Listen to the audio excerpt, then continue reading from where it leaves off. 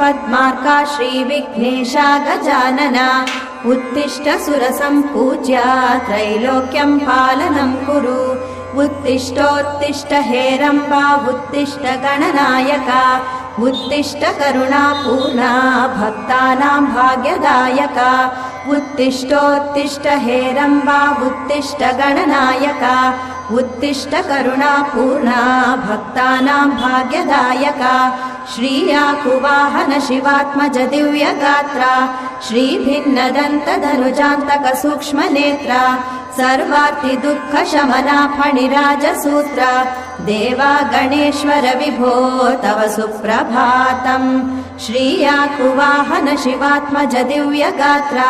श्रीभिन्नदन्तधनुजान्तक सूक्ष्मनेत्रा सर्वार्ति दुःखशमना फणिराजसूत्रा देवा गणेश्वर विभो तव